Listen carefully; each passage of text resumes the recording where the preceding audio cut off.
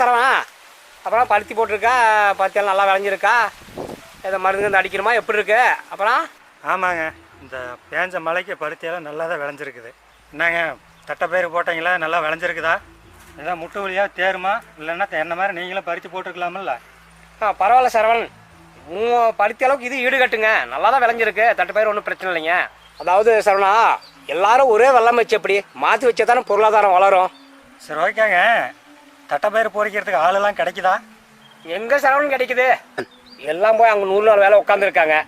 அங்கே போய் சும்மா உட்காந்துருக்கிறதுக்கு நம்ம காட்டுக்கு அனுப்பலாம் கூட. நம்ம சின்ன விவசாயிங்களாம் ஏதோ கொஞ்சம் பொழைச்சிக்கலாம். இந்த அரசாங்கம் அதை செய்ய மாட்டேங்குதுங்க. நீங்கள் சொல்கிறதும் சரிதாங்க. பக்கத்து காட்டுக்கார ராஜா பார்த்தீங்களா?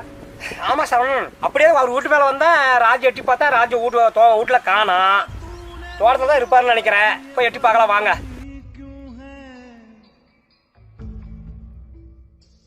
खुदा तूने मोहब्बत ये बनाई क्यों है,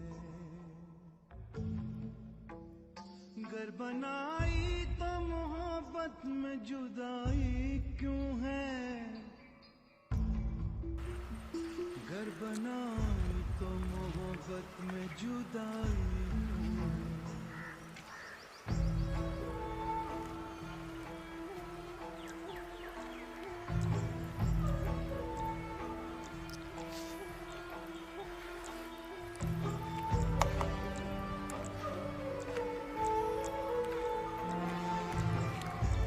எல்லாரும் வெள்ளாமையும் 1 மாசம் கூட ஆகல.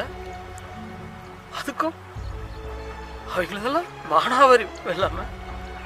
நம்ம கிணத்துல தண்ணி இருந்தோம், சொட்டு நீர் போட்டு பாய்ச்சும் நம்ம வெள்ளாம அந்த அளவுக்கு மோசமா போச்சே. கொண்டாடி நகையெல்லாம் அடமான வச்சு இவ்வளவு கஷ்டப்பட்டு வெள்ளாம வச்சு ரோஜ் இல்லாம போச்சே. என்ன பண்றது? உன்னை நம்பி கடனை வாங்கி இந்த கடன்காரனுக்கு நான் என்ன பதில் சொல்லுவேன்? எப்படி நான் அந்த கடனை கட்டுவேன்? என்ன பண்றதுன்னு தெரியலையே. நீயே என்னை ஏமாத்திட்டியே. இதுக்கு மேல நான் எப்படி பொழைக்க முடியும்? நீதான் என்ன ஏமாத்திட்ட, ஆனா நான் உன்னை ஏமாத்தல. இப்பவே நான் உங்ககிட்ட வர்றேன்.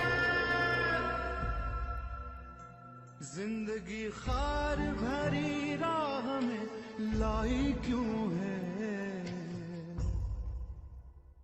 ऐ खुदा तूने मोहब्बत ये बनाई क्यों है, ऐ खुदा तूने मोहब्बत ये बनाई क्यों है। ராஜா, ராஜா என்ன பண்றீங்க? ராஜா என்ன பண்றீங்க?